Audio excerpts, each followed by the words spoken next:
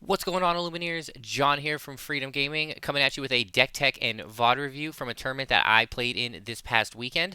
So this past weekend we had the Safari Zone 3K in Smyrna, Delaware. It started off as a 1K and then based on the attendance was going to scale up, and we finished with 65 players.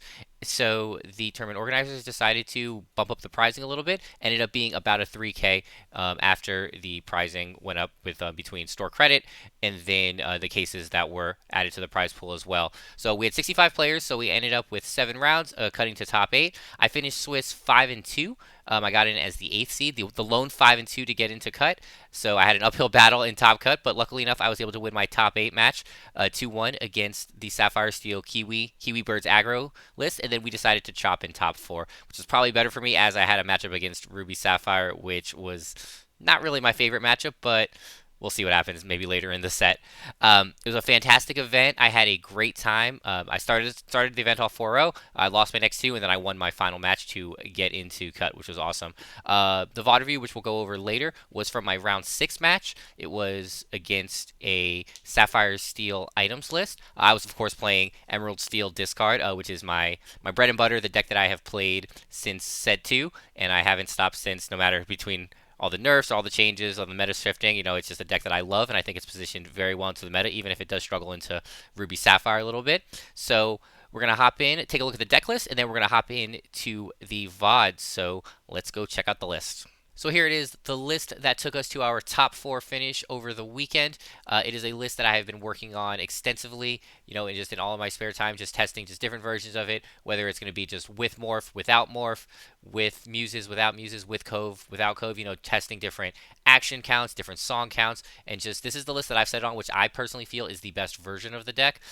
Some of your testing might be a little different, but this is the list that I felt the most comfortable with, and it's a list that I've played pretty much consistently just since some of these cards came out. So it's just the one that I felt comfortable with, and I felt like I piloted it very well. Like the deck was fantastic all weekend.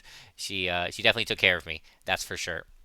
So pretty standard stuff to start. As you can see, we have 4/4 Diablo shift line. Obviously, Diablo Devoted Herald is one of the best cards in the game, one of my favorite cards in the game, and I will definitely be playing it as long as it's in rotation. It's not banned or it's in standard, whatever we have with Lorcana, whatever changes we may coming about. But again, I chose to go with the shift route, so playing 4 of the morph space goo, just giving you plenty of options. Obviously, it gives Diablo 4 more options to shift to, not just the Diablo. Um, but then playing our top end, all being able to shift 4 or less. So you have the Beast Tragic Hero, which again is still just an absolutely powerful card. If they don't answer it, just the card advantage that you gain from it is fantastic. So I think if you're playing Morph, you almost always have to play Beast Tragic Hero, at least in Emerald Steel right now. Then I went to 4 with Pete of the new Pete Space Pirate. This card is an absolute rock star, and it's a wall too. Unreal stuff you can do, giving the +1 resist to pirates, which you do play 4 pirates in this list with the Mistress Me Bumbling Mate, shutting off your opponent from singing songs, and then obviously giving itself resist as well. There was a turn that I had where I had a Smee in play, my opponent had an Exerted Calhoun, and I shifted Pete onto, I don't remember if it was a Pete or a Morph, and then I exerted my Pete somehow, whether it was by swinging it into something or or singing a song, and then I swung the Smee into the Calhoun, taking out the Calhoun, and it lived with 2 health or with 1 health remaining. And then it didn't even take the 1 extra at the end of the turn because of the 1 resist that Pete already gives it. So you have like a really interesting play that way with Smee and Pete, which I thought was really cool. And then one of the last additions, probably the last 2 cards I added to this list, were the Tinkerbell Giant Fairy. This card was an absolute rock star over the weekend. I wasn't really sure how much I was going to face, but I was pretty much prepping a lot for aggro. Again, this is a new store I've been to. I didn't really know the meta. I didn't know what people normally play there. So I was prepping a lot for the Sapphire Steel Kiwi build, popularized by Harlan Sweet. And I ran into it 3 times, and then I played 3 more times against the Amethyst Steel aggro list. And Tinkerbell was a rock star. She did exactly what she was supposed to do, turning off Pluto's additional attack, turning off Lawrence's additional attack, and then just being able just to clear stuff and just make the math awesome in your favor. And then obviously being a 4/5 or even a 5/6 if you put her in cove. I put her in cove once and swung for 5, and it felt fantastic. So Tinkerbell was perfect. She was exactly what I needed her to be. Um, but then like the rest of the deck is pretty straightforward. I'm looking at the song package: 4 Sudden Chill, 4 Let the Storm Rage On, 4 Strength of a Raging Fire, and 4 We Don't Talk About Bruno. Bruno is an insane card, obviously. I know some people have gone down to 3 or 2 and playing. Some people are playing Along Came Zeus, Heffalumps, I'm Still Here. There's a lot of different options you can play, but I think just against specifically against the Ruby Sapphire list, and even just against some other Sapphire lists, like if you can't get rid of a Hiram, maybe with a double sing or a double song from Ursula, something along those lines. Bruno's just an answer. Bruno's an answer to any of the big threats, whether it be Tamatoa Happy as a Clam, Tamatoa So Shiny. There's just Bruno is just too good. And then I went back to Two Coves. I went back to Two Coves probably right before the last SSG event. I had them in the list, and I thought they were good. I think there's just obviously with Ruby, it makes some stuff awkward, so they have to do like coil stuff if they are playing the coil. Obviously, you get out of brawl range, you get out of storm rage against any of the steel lists. So that was my reason for including Cove. And again, help the additional 1/1 is always good. Um, and then just looking at the other characters in the list, like 4 Ursula Deceiver, 3 Mr. Smee Bumbling Mate, already talked about, 4 Prince John, 4 Ursula Deceiver of All, and then 3 Pete's Games Referee. I wish I could have one more Pete to make it a 4, so I have 8 possible targets for Pete Space Pirate, but unfortunately, I think just the way the list works out, 3 I think is good. As great as 4 would be, 3 I think fits fine. And then the last card, that we can talk about is the Lucifer Cunning Cat. This card is so good, especially against against just about any deck, honestly. Just forcing them to discard either 1 action or 2 of any other card. It's really good against the Sapphire Steel lists, as sometimes they get their hand like full of items, no actions, or just characters, so you can get 2 cards out of their hand and then draw 2 from Prince John. It was really, really good against the Amethyst Steel list, as most of them are only playing 4 Strength of Raging Fires, so you're almost guaranteed to hit 2 cards, or if they only have 1 card in the hand, you just hit the 1 card. So Lucifer is great, and it's a 5 cost, so it sings Bruno, sings every song in the deck. Not really many changes I would think about. I would maybe consider finding a way to add one more Hypnotize in there, whether it be cutting a Ursula Deceiver, or cutting a Prince John. I'm not really sure how I'm going to fit that in, or maybe even one Beast Tragic Hero, honestly. But for the most part, the deck felt absolutely amazing. My matchups were my first 2 rounds I played against the Sapphire Steel Kiwi list, and I 2-0'd both of them. I think I 2-0'd both of them on the draw, no less, and they felt really great. Like I said, Tinkerbell was a rock star. The next 3 I played against Amethyst Steel. I won 2 of them against the aggro list, and then I played a third one, which was Mitchell. They ended up getting top 4 with me as well. They beat me. They had a more of a mid-rangey list, but still like pretty aggro. They played 3 Fire the Cannons, which was absolutely brutal for me. So I got 2 out in that one. Then my last 2 matchups were against the Sapphire Steel item lists with Oswald, and I ended up playing on stream round 6, which is the match that we're going to go over in a second. And I lost that one 2-1. I lost the dice roll, unfortunately, and then there was I almost stole game 1 on the draw, but there was just a couple unfortunate top decks, which we will talk about and go over some of my lines and what I was trying to accomplish. And then the final round of Swiss, I needed to win to get in. I was pretty sure I was in, assuming I won. Just the way how the math worked out, there were 7 people locked in, and 1 person was gonna have to play down. So the 1 person played down and actually lost, and then I ended up playing my match, and I 2-0'd another Oswald list. I think I actually won that dice roll. I won that one. I got in as the 8th seed, so if we did play the entirety of Cut, I would have had to play that on the draw, which was unfortunate. But again, Emerald Seal is a list that you can definitely take games from on the draw. So, and then I played against another Kiwi list, and I lost game 1. Super unfortunate. He had triple Calhoun out at one point, and I had Tink in hand, and I just couldn't do anything about it. Unfortunately, like she doesn't really answer Tink very well, or Tink doesn't really answer the Calhoun very well.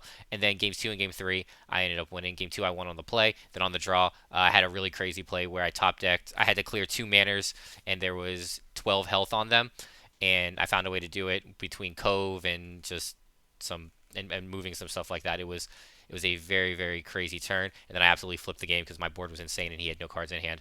So super happy with the top 4 finish. So without further ado, let's go take a look at this stream match. All right, so hopping right into game one, my opponent Larry on the left is playing Sapphire, Steel, Oswald, and then I'll be playing on the right. I did lose the dial, so Larry will be going first. So let's hop into his first turn. He inks a bell, and then plays the popsicle. So we are most likely, we're really close to the perfect start, which he does have. So inks a bell, gets the bell start, which is not great for me. As you can see, I have a Diablo in hand, a couple Diablos in hand. I do have the shift early as well. I think I was just figuring out what to ink here. So I ink the Pete as we're a little turns off that, and then I play the Diablo. So looking at his hand, I see that there are two problematic spells as well as the Pete, the Oswald, and the Tamatoa. So kind of get a breakdown of what he has. He does have the option to Storm if he so chooses to take that out early.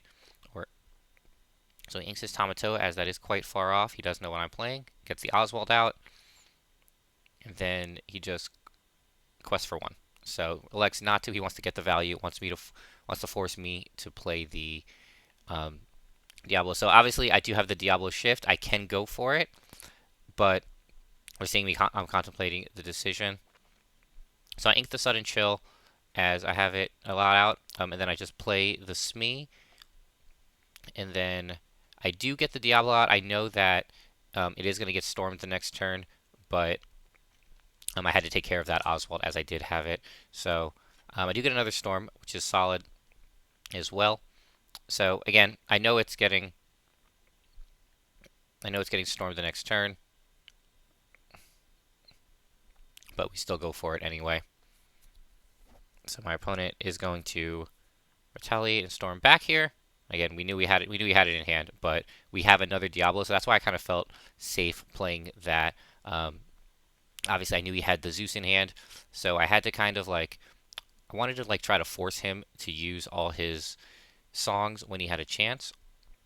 My opponent does ink his Quill as he contemplates what to do here. Does have the bell. Plays another bell, just hard cast it. So another big singer. Now, one thing that I've been doing, the Smee, I've really just been trading it immediately for the most part into other bells. So I ink the Diablo as I'm probably not going to be able to shift. And then I think my main thing was I was just like, you know what, let me force him to... I knew he had the one Zeus in hand for sure. So I was like, well, I wanted to protect the Ursula because I have the Ursula Storm in hand. So I wanted to protect that as best as I could. And I wanted to just make sure that I could get as much value as possible. So my opponent here plays one for a Fortisphere. Gets a card as he decides what to do. Thinking about it, inking a Fortisphere, playing 3 for Pete. So Pete's very strong against my deck, obviously. Then he plays the Strength there. So all the removal for my opponent, but again, like I said, I was trying to exhaust all of his big spells so I could land this Ursula Deceiver Vault, and then be able to get off some good turns. So I'm debating what to ink here, what to play. But that's obviously 2 Diablos down, which was quite painful. So I play my 3rd Diablo, which I think I had just top decked that turn. And I was like, all right, I knew he had the Zeus, so I was kind of I wanted to force him to play the Zeus. Our opponent hasn't really seen much draw. So his last card in hand is the Zeus, which we know. And then he has a second card in hand, which we don't know. And he's debating what to do. And he is going to play the Zeus, which, again, I knew it was in his hand, or I knew he had one in hand. And at this point, even though, again, I've lost 3 Diablos, but he's played a lot of spells, he has 1 card in hand, and I just needed to find a way to stick something. So I played the Smee and the Ursula, and I was like, this has to be safe. I was pretty sure that this was safe. And then if this Ursula sticks, I'm able to probably flip the game in a pretty advantageous spot. So plays 4 for the Zeus, which he did top deck, unfortunately, and I'm pretty sure I rolled my eyes. And come to find out that he only played two Zeuses later, which was quite unfortunate for me. but it happens, and I have one card in hand, which was the storm. So I do have to storm something. I don't even remember what I decided. I think I just do the bell just out of spite, and then two cards for the other Smee. And we trade in to the Pete. So again, opponent one card in hand, and here is another eye rolling moment for me. Top decks, and it is the Hiram. I think he even said my savior after he top decked it or something along those lines, and I was like, well, that's unfortunate. So my opponent with a couple of crucial top decks right off the bat, or in a row, that were kind of backbreaking for me. And like I said, I couldn't establish a Diablo. I established the one, and I knew it was going to get stormed. But then I had the other two that got bolted basically, and then top decking the Zeus to bolt the Ursula was pretty much the end of the game for me as it stood. So opponent inking the peak, going up to 5, questing for 1, and then just passing. Again, I have one card in hand, and it wasn't much. It was a Diablo, and then I think I top decked a Sudden Chill right there.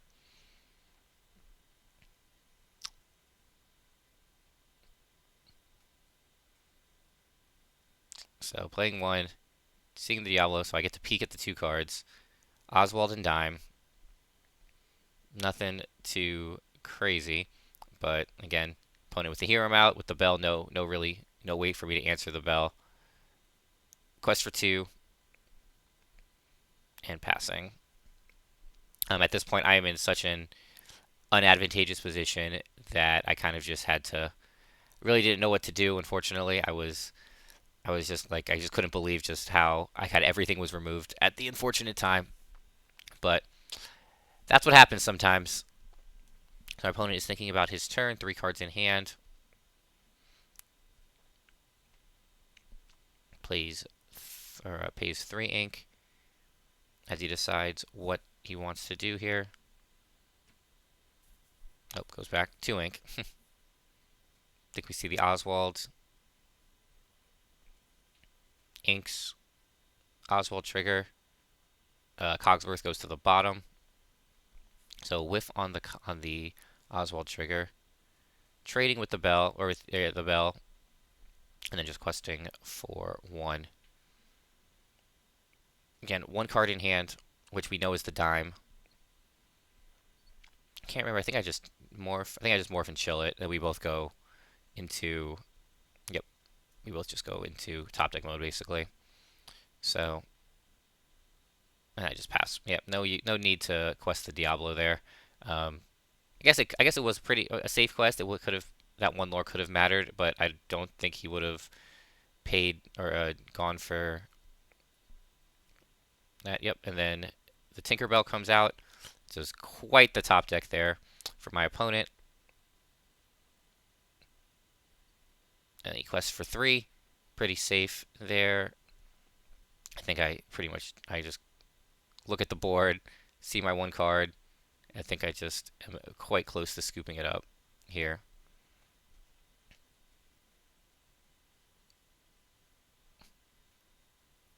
Yeah, as my opponent's at 10, showing 5 lore gain. No cards in hand, but again, quite a board that I don't play Zeus in my list. So, as I try to decide what I want to do with just the lone Diablo.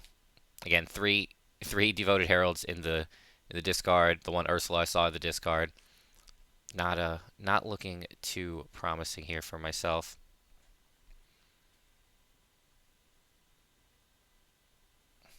I don't remember what my last card was. What I top decked there. But again, it wasn't anything special. You see me trying to do math and deciding if there's actually anything I can do. And I just, scoop it up there. So a very unfortunate game for myself there. But my opponent played it well, and he was able to take his position and capitalize on it. So that was game 1. We're going to skip ahead to the turns of game 2. All right, so hopping into game 2 here as I am on the play this time. So I ink a Diablo, play the Diablo, so to see the hand. As we can see, my opponent does have all the gas, three songs, as well as the bell. but no item. So as he goes top decks, and as you can see, top decks the Popsicle. So plays the Scrooge, Popsicle. Did forget to draw here, but I think I let him have it anyway. Played the Bell, and then does pass his turn. So I did have a decision here. I had a couple different options to play. I had all three of my 2 drops, so Smee, Ursula, as well as the morph, and I think I elected for the morph here. So I kind of wanted to force my opponent to make a choice. It probably would have been better to play reactive and get rid of the storm here. Looking about it in hindsight, just to kind of rip that storm, give him to take away the extra card draw, as well as just ripping a song out of his hand. My opponent does ink a Hiram, as well as playing the Tipo, so it gives himself the chance to ramp here, and then obviously he is probably going to end up playing the storm. A little bit of a sequencing thing. You should always, if you're always drawing before you can ink, he probably should do the storm first, just to draw the extra card, as he's deciding what he wants to get rid of, and he smartly chooses the morph because the morph has a plethora of options, as opposed to the Diablo, which we know is only going to be the Devoted Herald. So I do top deck the Pete, which is very unfortunate because that would have come down the next turn. So we ink that, and then I play Big Pete. So I think I have another Pete in hand, I believe. So no actions, which is strong for me. Then my opponent draws. I think he draws another strength at that point. As he's deciding what to do, plays 3 for, I believe it was a workshop. It might have been a fish, or maybe it was a fishbone. If he put something in his inkwell here, we know it was a fishbone. So he just inks a strength, 2 cards in hand. Might have been a workshop, honestly. So I draw here, as I do have another Pete in hand. I think I had to just decide. I think I had to ink something I didn't want to ink, which ended up being the Ursula. So shift Pete, quite strong. Space Fire is probably one of my new favorite cards, honestly. Take 2 damage as he is exerted with the challenge, and then we quest for 1. Pretty much a free quest right there for Diablo. So going back to my opponent, 2 cards in hand. One of them, I believe, is a strength, if I remember correctly. Oh yeah, he's just reading. Yeah, he couldn't remember what Pete did.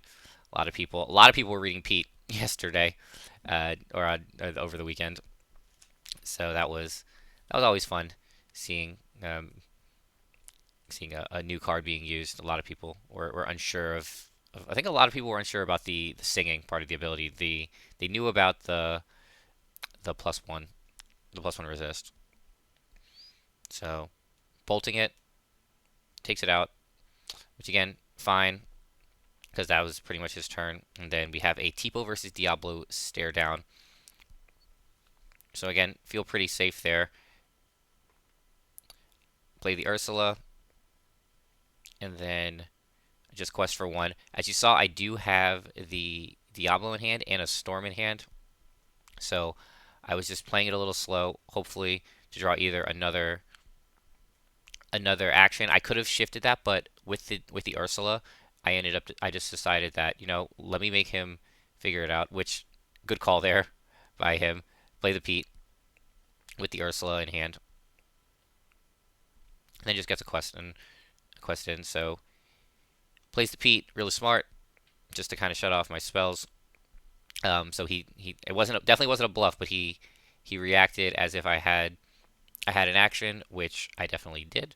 So a good call there by my opponent. Another Ursula. So I'm like, you know what? If you top deck another Zeus or have another strength, there's nothing you can do. I'm gonna have at least one of these out, unless he had a character 2 strength. So if his 3 was character strength, I would have cried a little bit, but not really a way that he could have done that. Would have been real sad though for myself. So another card in hand, 3 cards in hand for my opponent, 2 cards for me.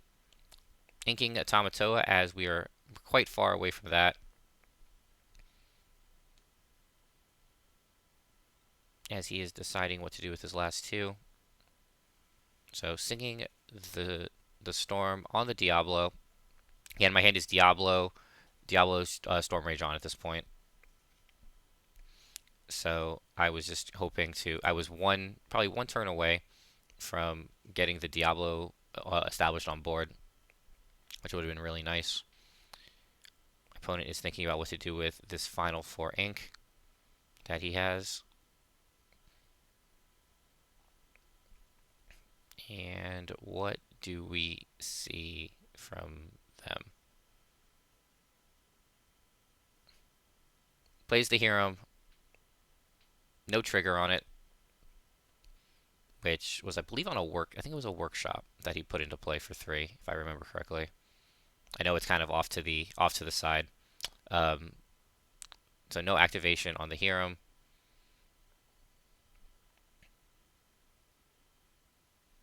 So we're going to double sing on the Pete, get rid of the Singer 3, drawing 2 more cards, playing an Ursula, and I want to see what's the one card, and I got lucky. I hit the Zeus. So I was just more so just seeing what the card was, what to expect. I wasn't really expecting to hit anything off of it. So that was a huge, huge hit for myself. Inking the Ursula, and I think I just slammed down the Diablo. I'm like, you're hellbent. I wanted to force him to draw with the Hero. And then it's a free quest basically for Ursula. So going up to 3 lore, is really happy about. So my opponent's sitting at 5 with the workshop in play. 1 card, and then I'm just slowly building up my board. So again, a little bit of a slower start. So questing for 1, getting rid of the workshop. I'm going to draw 2 cards.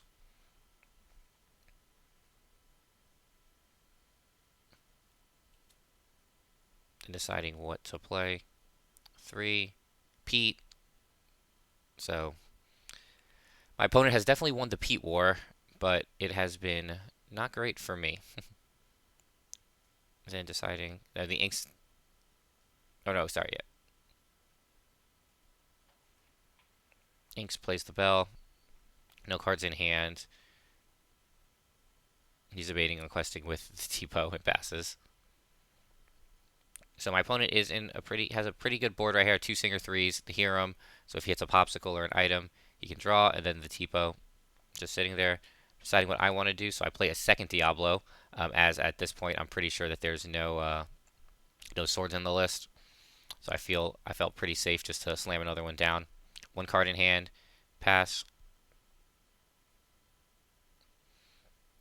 All right, my opponent readies, and then drawing. Hit the Storm. I think it's Cove Storm in hand. Then my opponent plays 5 or 6 for the Tamatsoa. I think it's only up its Popsicle Workshop. And I think he inks the Popsicle here, if I remember correctly. Yeah, even though he can't play the Workshop, because he didn't really see any items this game. And then because he was trying to, yeah, I just couldn't remember what the second card was, even though I was pretty sure it was Workshop. So he does ink the Popsicle. Nothing he can really do with it. He's just debating on what he wants to quest with. Yeah, nothing. He can't get it out yet. So 1 card in hand. Then he quests for 3. Goes up to 7. And so my hand is Cove. I think it's Cove Storm.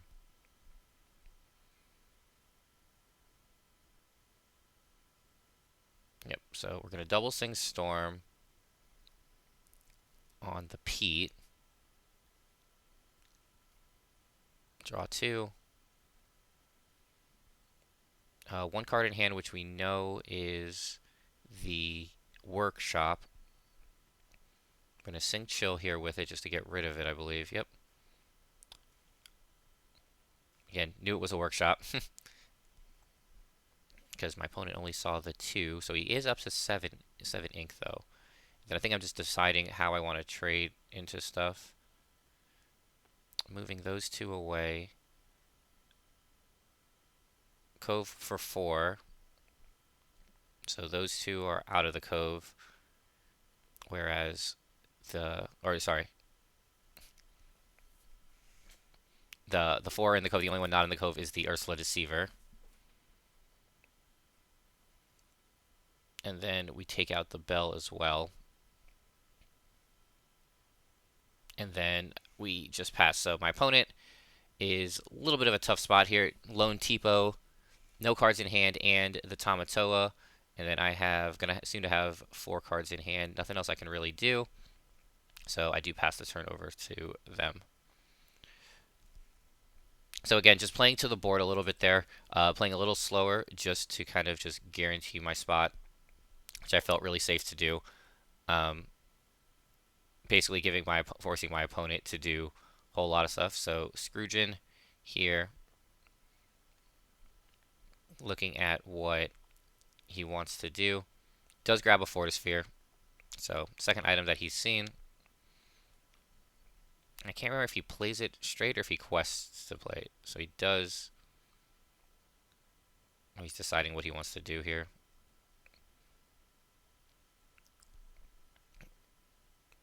Yep. I was pretty sure he was going to quest to put it into play, which he does. So he does draw a card. I do draw 2 more. As I get the Bruno, the Hypnotize, I do get a lot of stuff. So he does have 2 more ink to mess, or 3 more ink to play with.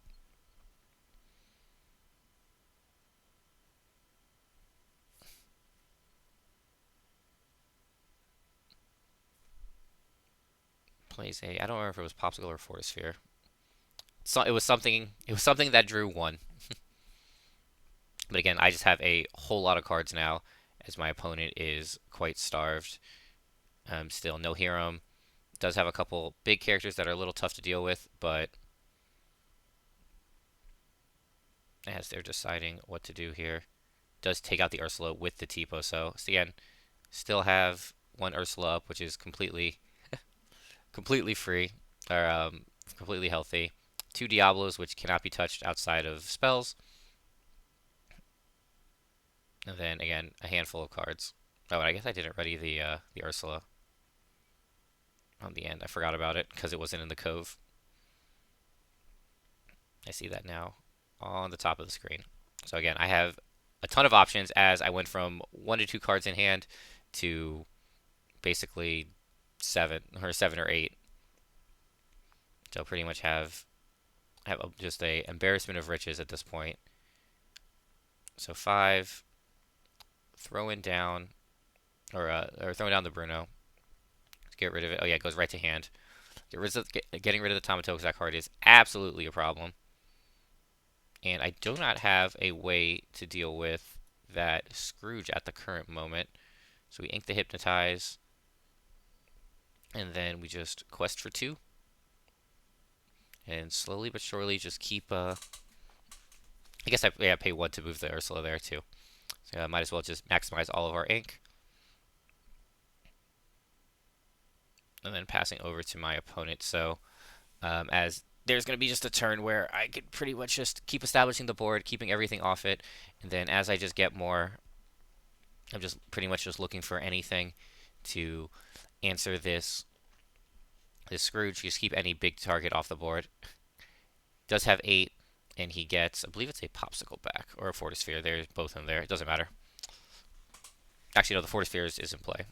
So oh no, he inked the Popsicle. So the only thing he can get back is the workshop, if he chooses to, and he actually chooses not to. Didn't want to give me any discard value, I guess.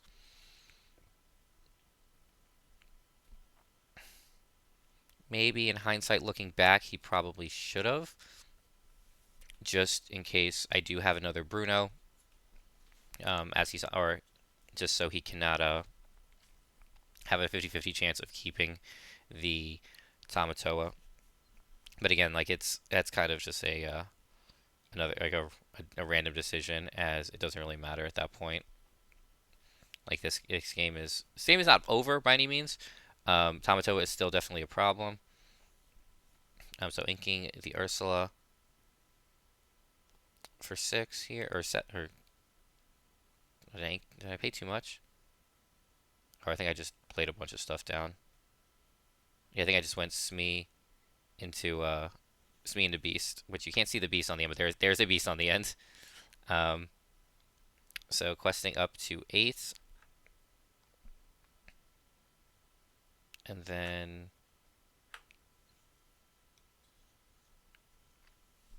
no, I did have the Bruno in, or did I? I don't know if I had the Bruno in hand or not. I can't tell.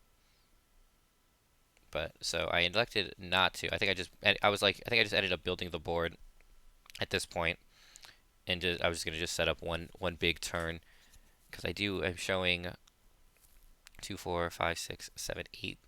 So we're gonna jump up to 16. I put it with 2 items in play currently, but really no way to deal with my board, my entire board, I guess. So as they try and decide what they want to do,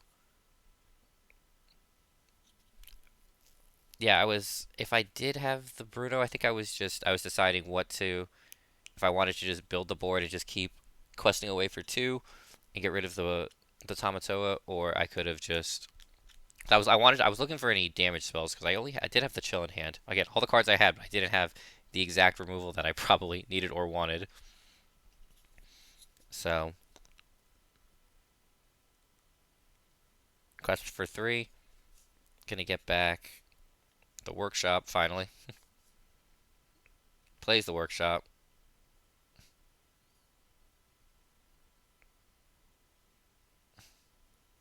And then we're deciding what we want to do. Fishbone, paying 1 to draw, so I draw 2 more. Yes, Fishbone, or Diablo is quite good, especially when you get multiple of them out. And I was really happy with the setup this game. So inking the Pete, putting himself hellbent, and then he does quest for 1 more. So opponent is kind of trying to race a little bit. The Tamatoa is definitely a bit of a problem. So 1, 2, 3, 4, 5. I have 2 characters in play.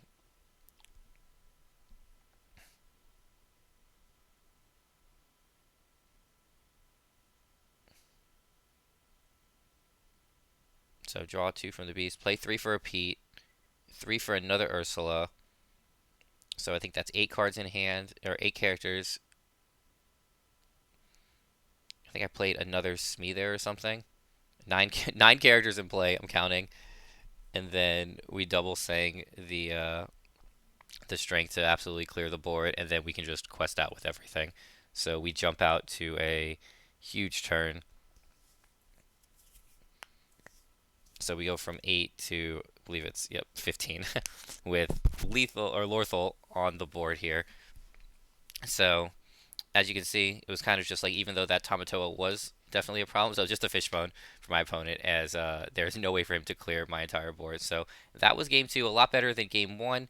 I got some good characters to stick, mainly the Deceivers and the Deceiver Resolves and the Diablos. So that was a great game. So now let's hop in and see game 3 and the deciding game 3. All right, here we are for the deciding game 3. My opponent is going to decide what he wants to do. So inks a Fortisphere, plays a Fortisphere, drawing his card, and then we do see the bell once again. So he did start item bell all 3 games. Much to my dismay, I was hoping he would unfortunately brick here, but he did not. So I have some very interesting decisions, as I did not start Diablo this game. So I inked the Sudden Chill, and then I'm debating playing the Cove. I wasn't really sure if I wanted to do it or not. I kind of figured that it was just gonna, there was no way for me to really protect it. I wanted to play it just to have something in play, but then I also didn't want it to just lose it. Um, so I do elect not to put it in play, which probably the safest decision, especially seeing the bell. So the bell just does take it out in 2 turns, most likely. So my opponent draws for their turn as they decide what they want to do here. But yeah, so it's definitely a slower start for myself. Especially, again, I have no hand knowledge as well, because I didn't see Maleficent Spy. And then we do see another Fortisphere, so that's 3 Fortispheres in his opening hand, basically, which I believe he top decked that Fortisphere. And then just a free quest, and I believe that's just the pass for them. Yep. So myself, I think the only I have a as you can see, I have a lot of spells in hand. I have two storms. So play the Ursula. Gonna see what there is, and it's double strength. So and then Greystone Dragon. Yeah, I was just trying to see what it is. Greystone Dragon, Hiram, um, and Fishbone. So I'm just trying to just map out like what he was deciding to do here. So decent enough start for me. I was able to at least get some hand knowledge there. It would have been nice to have the Diablo because Diablo would have survived, but the one I didn't see it, and then that unfortunately uh, made it a little bit slower for myself. So inking the Stone Dragon, playing the Fishbone, and then putting something into play here, putting a card into play, and then just passing. Yeah, that's a it's basically a free quest for my opponent. So um, and then myself just debating what I wanted to do here. As I can say, my hand is kind of full of uninkables between the Prince Johns, then multiple of the. So I do finally ink that Cove, just because I was like, yeah, I don't think we're gonna get a turn here with this, unfortunately.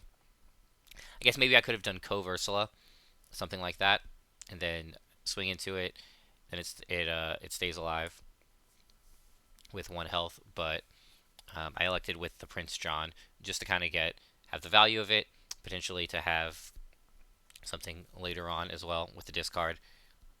But yeah, if you don't see the discard, then Prince John is very unfortunate. I did link that sudden chill early, but my hand was full of uninkable, so there really weren't many options, unfortunately. So my opponent playing a popsicle. We know he has, or we had to hear him in play, so we assume he still has it, or maybe actually he might have ended up putting it in the. No, he didn't. Yeah, I was gonna say there's no way he put it into the inkwell. So drawing the 2, going up to 3, as he decides what he wants to do with his bell. So we're not in the best position here, unfortunately, as we have no really power characters in play, and my opponent does have a hero which is quite difficult to deal with. This is the one time where I probably felt like I could have used muses on the day. So we fishbone something into the inkwell, and then quest for 1. So I don't know if it was this matchup or another matchup earlier where I realized that Prince John is quite a good singer, especially against the Sapphire Steel, just with no rush characters and no way to like do anything to the warded characters. So you can definitely set up some interesting turns where he can be just a singer 3, essentially. So I chose to go that route, inking a morph, and then playing. I was debating between another Prince John and I think the Pete, but I didn't have the shift Pete, so I think I go for the second Prince John. Or do I go for the Pete? No, I'll go for a Diablo here. So, because I know in hand he has the, or I assume he still has that strength. So I kind of play the Diablo down. Uh, Maybe that was a little aggressive. That was a little bit of a reach, just forcing my opponent to do something. As he still did have the Hiram in play, so he was going to see more cards. I probably should have taken that one a little slower because I think that was my only Diablo in hand. So as he looks at the cards, and I believe he finds the storm. Yeah, he does find it. Oh no, yep. It was the second card he drew, so he did find it. So yeah, like I said, that was quite a punish from my opponent. I was, like I said, a little aggressive, a little bit of a reach by myself, but I knew his hand count was low, so I felt like it was a necessary risk. But again, like I probably should not have risked that. And then, like I said, he did find it, and that was his turn. So that was all he was able to do. So I do get another Diablo though. So, but we have. I probably should have found a way to protect it a little bit better. But again, I do another bit of singing with Prince John. We get a Smee there. And then I don't remember exactly how I do this because I think it was either like Inca Pete or Inca Beast if I didn't ink the Smee, or do I just throw the Smee down? Because there was like a lot of different decisions I could have made here. Just because, so I reluctantly ink the Pete. Or do I take this one back? I was not very decisive in this game. There was a lot of really awkward decisions I felt like I had to make. So then I'm trying to kind of build to the board, play another Diablo down, and that's most likely going to be two Diablos down if this one does not stick. And then, because I have very little card draw, I saw no discard, and now my opponent has the Hiram in play, which is just the absolute nuts of the engine. So like, if you have one card in play but multiple items, and that card is a Hiram, you're still in pretty good shape. So my opponent trying to decide what he wants to do, as he does have again, multiple cards in hand, 4 or 5 cards in hand. But yeah, so we're down 4-0 on lore. 2, 4, 6. Yep, and that's going to be the Tinkerbell, which kind of shuts, which I knew he played, and then it kind of shuts down a lot of stuff for me. And then that's the Strength of a Raging Fire. And this also, like the Tinkerbell, without any way to answer it, kind of shuts down a way for me to, for me basically with singing with John. I can't really continue to quest with questing with Pete also, or sorry, with Smee. It's also not really an option either. So we have to figure something out, and we have to figure something out quick. So 2 for a morph, 3 for another Prince John. So that was what I'm saying, that I kind of was stuck with a hand of like characters that really couldn't really do much, unfortunately, into his board. Again, I had no draw. Really, I think I have my one card in hand is a beast, so I was trying to establish a beast, and be able to do something with it. But again, this Tinkerbell was quite a card to play. Goes very unchecked. So again, just being able to draw so many cards with Hiram, and I wasn't able to really shut it down, unfortunately, or like punish any of it. Probably the biggest turn was playing that Diablo down a little early, a couple turns ago.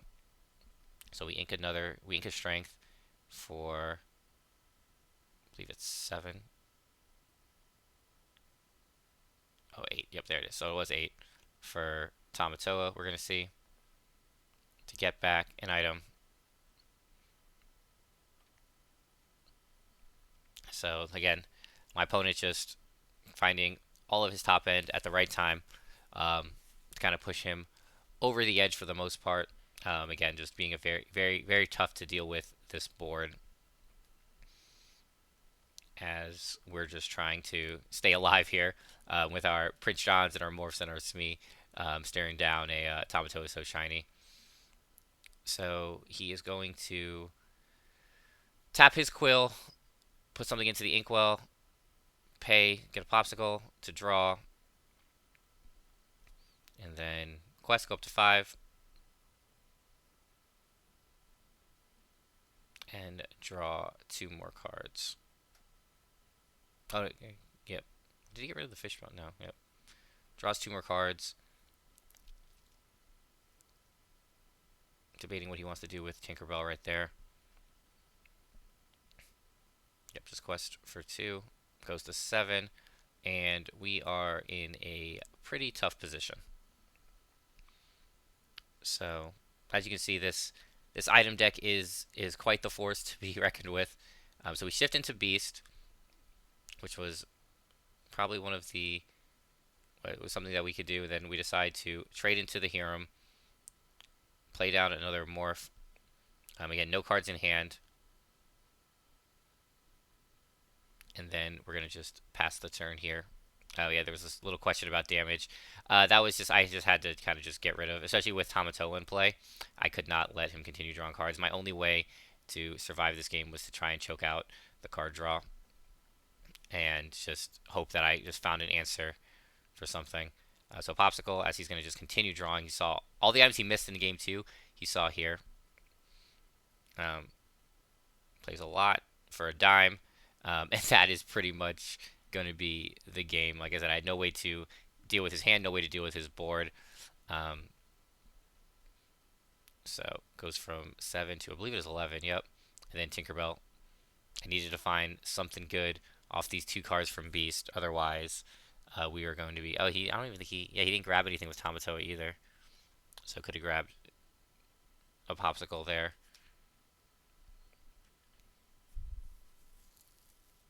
He's doing some counting, doing some math. Pays 2 for the dime. Goes to 15. So which is then 17 here. And I don't think there was any way for me to deal with the entire board here because I had to find something good, and I did not find anything good with those 2 cards. I don't even remember what they were off the top because I think I could have dealt with. I guess I could have dealt with the Tinkerbell, but I could not have dealt with the Tamatoa. Yep, and I just extend the handshake, and that's all she wrote. Hope you guys enjoyed this gameplay analysis. Even though we weren't able to get the win, it was still a great set, a very fun set to be played. And always, anytime I'm on stream, I always like to go back and watch the matches, win or lose or draw. I guess like what happened in Toronto for me. You always can just go back and watch and just see if there's any other lines you could have taken that maybe would have helped you. And then just obviously, just always just treat everything as a learning experience, especially when you are able to be on stream. Um, so again, I look forward to doing more of these whenever I'm on stream or whenever any of us are on stream. It's always a great time and a great opportunity. Just so you guys are aware, on March 31st, we are playing in our second ICL team match. We're playing against the Forbidden Mountain, so it should be a great match. I know Dan and the crew will be ready to go for sure. And then we are still doing our subscriber giveaways. So at 3, 4, and 500 subscribers, we're doing different giveaways. So if you're not, make sure to please like, comment, subscribe. It helps us out, helps grow the channel, and we look forward to doing more of these. So hope you guys have a great rest of your day. Peace.